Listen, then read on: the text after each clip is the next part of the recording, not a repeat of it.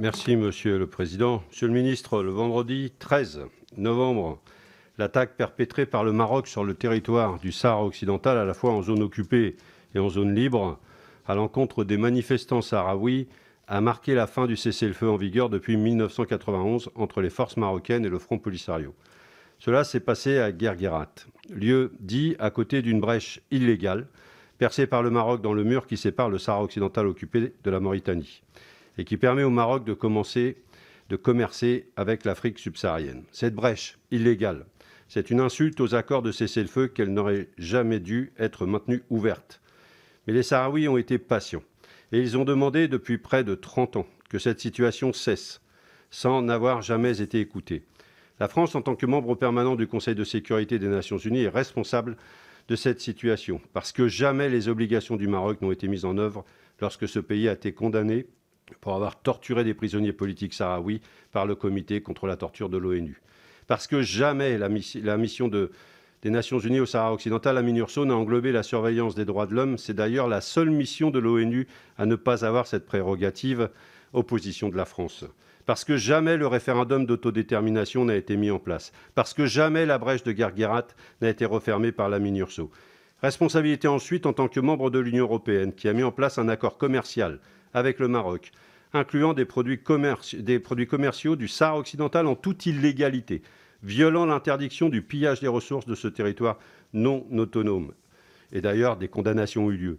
Responsabilité ensuite au titre de partenaire du Maroc, puisque vous indiquez que le plan d'autonomie marocain est une base crédible de négociation, alors que ce plan viole le droit international. C'est une prise de position totalement en soutien au Maroc. L'amitié franco-marocaine, que je souhaite sincèrement, ne doit pas vous aveugler. Vous ne devez pas vous limiter aux seules options que propose la diplomatie marocaine, ni épouser ses intérêts dans cette zone. Être franc en amitié, c'est la base de la confiance mutuelle, non ? Vous savez bien que l'immobilisme diplomatique favorise la colonisation de peuplements en faveur du Maroc et en même temps produit les germes de reprise de la guerre. Parce que comme pour la Palestine, comme pour l'Arzat, le statu quo favorise l'occupant. Et comme pour l'Arménie, le statu quo favorise la guerre. L'immobilisme du Conseil de sécurité, à cause de l'attitude de la France, est coupable d'avoir laissé tomber depuis 45 ans le peuple sahraoui. Le multilatéralisme, c'est le droit international, rien que le droit international, et tout le droit international. Alors, Monsieur le Ministre, au nom de l'amitié franco-marocaine, allez-vous enfin choisir le chemin du droit international pour la résolution de ce conflit ?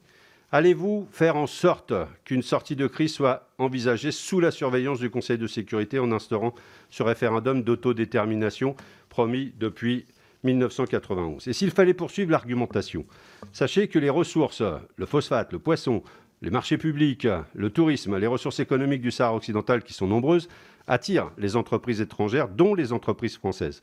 Mais le Sahara occidental est un territoire au statut juridique particulier et le droit pénal français pourrait contrarier les stratégies des acteurs privés.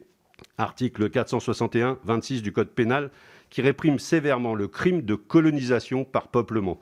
Ce travail vise à définir si des entreprises transnationales françaises peuvent être coupables de ce crime. Une question. En effet, pour retenir le crime de colonisation par peuplement, il faut qualifier le Sahara occidental de territoire occupé, c'est fait, et démontrer que cette occupation découle d'un conflit armé international, c'est fait. Et donc, le défi qui va nous occuper dans les prochaines semaines, et je termine là-dessus, il s'agit de l'imputation de crimes aux entreprises. Il s'agit de montrer en quoi des activités d'entreprises françaises pourraient constituer matériellement une colonisation par peuplement ou complicité de celle-ci. Ce travail juridique commence, il a déjà porté ses fruits et peut-être va-t-il enfin éclairer la diplomatie française. Monsieur Lecoq, je connais votre attachement à la situation au Sahara occidental. Ce que je ne partage pas, c'est que dans votre propos, vous considérez que finalement tout ça c'est la faute de la France. Il ne faut quand même pas exagérer. Nous sommes membres du Conseil de sécurité, nous ne sommes pas les seuls. Et je crois que ce serait vraiment de l'ingérence. Et je sais que vous êtes opposé à l'ingérence, que nous soyons nous-mêmes les acteurs d'une relation compliquée entre le peuple sahraoui, le Maroc et l'Algérie. Ce sur quoi je suis d'accord avec vous, c'est qu'il est temps qu'il y ait un processus de paix qui se mette en œuvre. Et que le fait que le président Koller, qui était l'ancien président allemand, qui a dû renoncer à sa mission pour des raisons de santé, il est temps qu'il soit remplacé pour qu'on rentre dans un processus de paix. Et parce que si on n'entre pas dans un processus de paix, alors ça devient conflictuel. Et sur ce point, je suis d'accord avec vous.